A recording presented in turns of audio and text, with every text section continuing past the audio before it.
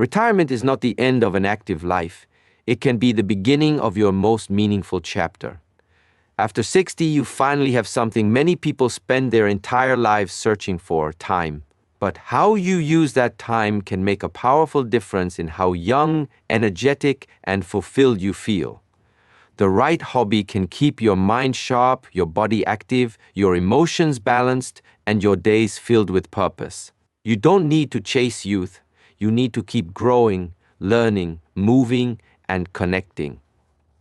In this video, we'll explore 7 retirement hobbies that can help you stay mentally engaged, physically active, socially connected, and deeply satisfied after 60. Choose even one of these and give yourself permission to begin again. Gardening is one of those rare hobbies that can quietly transform your retirement years without demanding too much from you. It gives you a reason to step outside, move your body, use your mind, and connect with something that grows slowly over time. After 60, that simple connection can become incredibly meaningful. When you take care of a garden, you naturally become more present. You stop thinking so much about yesterday and tomorrow and begin paying attention to what is directly in front of you. You notice whether a plant needs water, whether a flower is beginning to open, whether a vegetable is ready to harvest, or whether a new leaf has appeared. These small details encourage you to slow down and appreciate the present moment. Gardening also keeps your body gently active. Digging, planting, watering, stretching, carrying soil, pulling weeds, and walking around your garden all require movement. You don't need to treat every activity like a workout. The beauty is that you're moving while doing something enjoyable and productive. There is also a deeper lesson hidden inside gardening: patience. You cannot force a seed to become a flower. You cannot demand that a plant grow faster simply because you are impatient. You provide the right conditions, give it care, and allow nature to take its course. Life works in much the same way. After retirement, you may sometimes feel pressure to figure everything out immediately. You may wonder what your purpose is now, what you should do with your time, or whether your most meaningful years are behind you. Gardening teaches you that growth doesn't stop simply because one chapter has ended. You can still plant something new. You can still learn. You can still grow. And you can still create something beautiful. You don't need a large backyard to experience this. A few pots near a window, a small balcony garden, or several herbs in your kitchen can provide the same sense of purpose. Start small and choose something that genuinely interests you. Perhaps grow tomatoes, perhaps plant flowers, perhaps grow herbs you can use while cooking. The specific plant doesn't matter nearly as much as the relationship you develop with the process, and eventually something remarkable happens. You begin looking forward to tomorrow because there is something waiting for you. A new flower might bloom, a tomato might ripen, a seedling might become stronger. That anticipation creates a gentle rhythm in your days. Retirement should not be about trying to stay busy every minute. It should be about finding meaningful reasons to wake up with curiosity. Gardening can provide exactly that: a quiet purpose, a little movement, a connection with nature, and a reminder that even after 60, you are still capable of creating new life and new beginnings. Walking may seem almost too simple to be considered a meaningful retirement hobby, but sometimes the simplest habits create the greatest changes. After 60, staying physically active does not have to mean spending hours in a gym or following an intense exercise routine. Walking gives you a natural way to keep your body moving while also giving your mind space to breathe. Think about what happens when you take a walk without rushing. Your body becomes active, your surroundings begin to change, and your attention naturally moves away from the same thoughts that may have been repeating in your mind. You begin noticing trees, buildings, people, birds, sunlight, and changing weather. Something as ordinary as a familiar street can suddenly feel different when you slow down enough to observe it. Walking can also give structure to retirement. During your working years, your schedule was probably filled with responsibilities, appointments, deadlines, and obligations. Then retirement arrives, and suddenly the calendar can feel surprisingly empty. A daily walk can become a simple anchor in your day. Perhaps you walk in the morning, after lunch, or in the evening. The specific time matters less than creating a rhythm that encourages you to get outside. You can also turn walking into a social hobby. Invite a friend to join you. Walk with your partner. Meet a neighbor. Join a local walking group. A 30-minute walk can become an opportunity to talk, laugh, share stories, and strengthen relationships. You're not simply exercising your body, you're also creating connection. And if you want a little more adventure, hiking can take that experience further. You don't have to begin with difficult mountain trails. Start with a peaceful nature path or an easy local trail. The purpose isn't to prove how far you can go. The purpose is to explore and experience something different. Nature has a way of changing your perspective. When you spend time surrounded by trees, open skies, water, or mountains, everyday worries can begin to feel smaller. You realize that life is bigger than the problems occupying your thoughts. Most importantly, don't compare your movement to anyone else's. Your goal isn't to walk like someone 20 years younger. Your goal is to keep moving in a way that feels appropriate for your body and your abilities. Some days you may walk farther, other days a short stroll may be enough. What matters is continuing to participate in your own life. Every step is a reminder that retirement is not a time to stop moving forward. It is a time to explore a new pace, slower perhaps, but still purposeful, curious, and alive.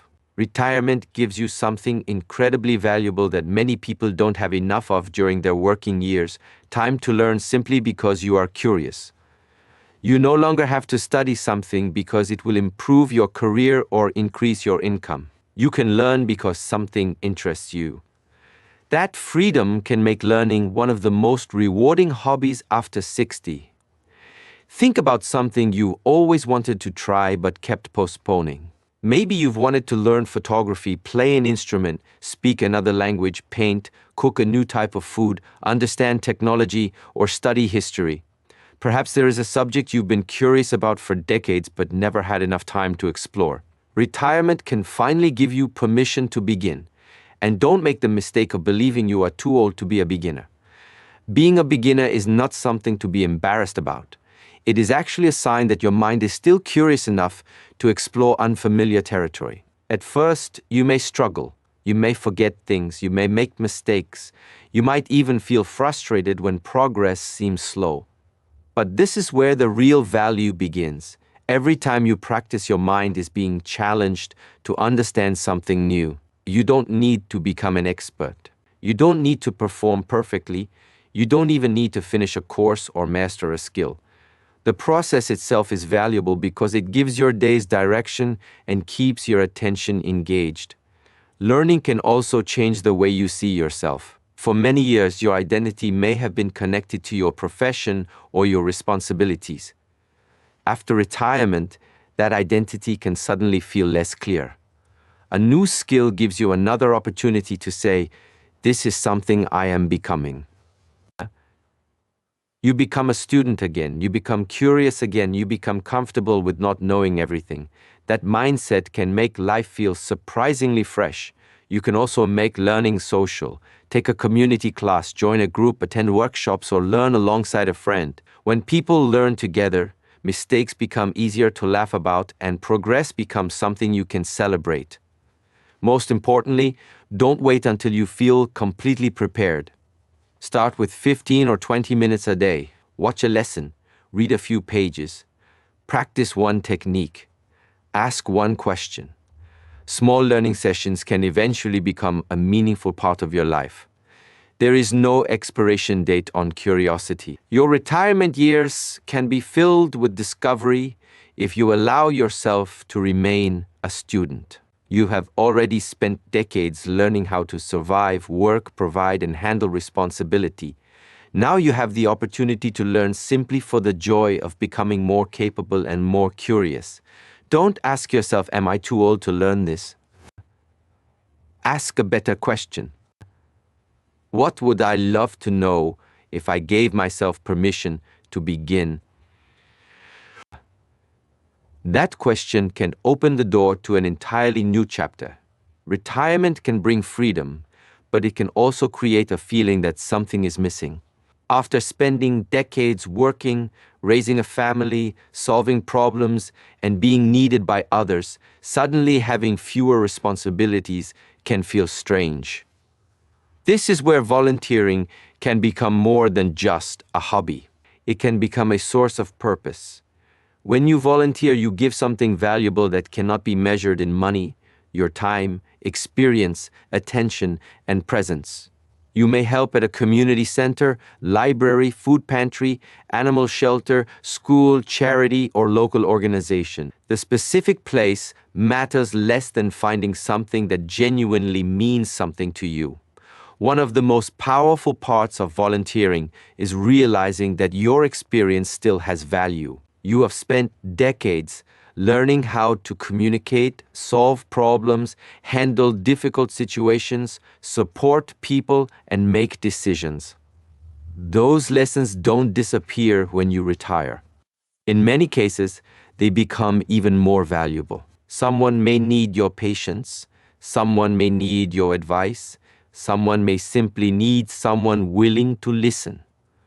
Volunteering also gives structure to your week. Instead of waking up each morning wondering how you will spend the day, you have somewhere to go and something meaningful to contribute. Even a few hours a week can create a sense of rhythm. But there is another benefit that people often overlook: connection. When you volunteer, you naturally meet people. You interact with individuals from different backgrounds and different generations. You share tasks, solve problems together, and sometimes develop friendships that you never expected. This can be especially valuable during retirement because social circles can sometimes become smaller. Former coworkers move on, family members become busy, and routines change. Volunteering creates new opportunities for human connection. And you don't have to commit to something enormous. Start small. Give a few hours a month help at one local event. Offer your skills to an organization. If you enjoy it, gradually become more involved. The goal isn't to make yourself constantly busy. The goal is to remind yourself that you still have something meaningful to give. There is a powerful psychological difference between having nothing to do and choosing what you want to do. Volunteering transforms free time into purposeful time. It also shifts your attention away from constantly thinking about your own problems. When you help someone else, even temporarily, you become part of something larger than yourself. You begin to see that retirement isn't about becoming irrelevant. It is about discovering new ways to contribute. Your working years may have ended, but your ability to make a difference has not. Sometimes the next chapter of your life becomes meaningful not because of what you receive, but because of what you are willing to give. Creative hobbies can bring a completely different kind of energy into retirement. After decades of working, managing responsibilities, and following schedules created by other demands, creativity gives you the freedom to make something simply because you enjoy the process. You don't need a special reason, a business plan, or anyone's approval. You create because something inside you wants to express itself. Maybe you've always wanted to paint. Maybe you enjoy photography, writing, music, woodworking, drawing, pottery, knitting, cooking, or crafts. You may have ignored these interests for years because you were too busy. Retirement gives you the opportunity to finally explore them. The first thing to understand is that creativity is not about being talented. Many people avoid creative hobbies because they believe they aren't artistic enough. They look at someone else's painting, music, or photography and immediately compare themselves. Don't do that. Your hobby doesn't have to be impressive. It doesn't have to be perfect. It doesn't have to make money. It only has to bring something meaningful into your life. When you create something with your hands or imagination, your attention becomes focused on the present. For a while, you aren't thinking about yesterday's regrets or tomorrow's worries. You're concentrating on the brush, the camera, the melody, the words, or the material in front of you. That focused attention can make ordinary hours feel deeply satisfying. Creative activities can also give you a sense of accomplishment. Imagine finishing a small painting, writing a few pages, preparing a new recipe, completing a woodworking project, or capturing a photograph you genuinely love. These achievements may seem small to someone else, but they can give you a powerful feeling of progress. And progress matters. Retirement should not mean that every day feels exactly the same. Having a creative project gives you something to work toward. You can begin with something small and gradually improve. Perhaps you spend 15 minutes practicing an instrument today. Tomorrow, you practice again. A few weeks later, you realize that something that once seemed impossible has become easier. That is the beauty of creativity. It reminds you that you can still develop. You can also share your creativity with others. Give a painting to a family member. Cook something for friends. Join a photography group. Attend a writing workshop. Display your crafts at a community event. Creativity can become a bridge between you and other people. Most importantly, allow yourself to create without judging the result too harshly. The value is not always in what you produce. Sometimes the greatest value is in who you become while producing it. More patient, more focused, more curious, and more present. You don't need to recover your younger self. You simply need to give your current self permission to explore. There may still be ideas inside you that have never been expressed, stories that have never been written, pictures that have never been taken, and skills that have never been discovered. Retirement can be the moment when you finally give them space to come alive. Retirement can give you more freedom, but it can also quietly reduce the amount of social interaction in your life. During your working years, conversations happen naturally. You see coworkers, speak with clients, meet people in stores, attend appointments, and interact with others throughout the day. Once those routines disappear, the days can become much quieter. That is why social hobbies can be one of the most valuable choices you make after 60. A social hobby gives you a reason to leave the house and connect with people without making the interaction feel forced. You might join a book club, attend a dance class, play cards, participate in a walking group, take a cooking class, join a gardening community, or attend local events. The activity itself is important, but the deeper benefit is the human connection surrounding it. You don't need to become extremely social or have dozens of friends. In fact, a small circle of genuine connections can be more meaningful than a large number of shallow relationships. What matters is having people you can talk with, laugh with, learn from, and spend time around. Social hobbies also give your week a sense of anticipation.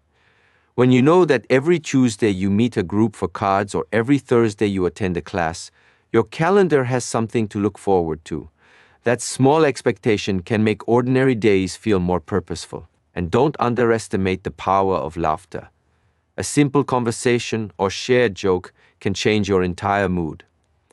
Human connection reminds you that life isn't meant to be experienced entirely inside your own thoughts.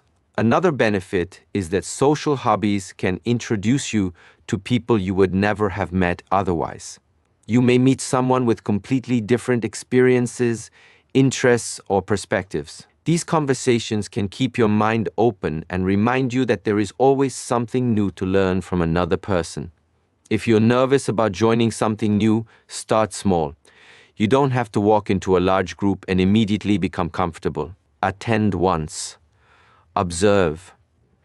Introduce yourself to one person. Give yourself permission to take time. You may discover that other people are feeling the same uncertainty. Many friendships begin with something incredibly ordinary, a shared activity, a conversation, or simply sitting beside someone regularly. And remember, staying connected doesn't mean filling every hour with social activity. You still need quiet time and personal space. The goal is balance. Have time to yourself, but don't completely isolate yourself. Make room for solitude, but also make room for companionship. Retirement should not shrink your world. It can give you the opportunity to rebuild your social life around activities you genuinely enjoy. Your workplace may no longer define your daily interactions, but that doesn't mean your social life has to end. You can create new connections, you can discover new communities, you can build new friendships, And sometimes the people you meet in this chapter of life can become some of the most meaningful people you've ever known.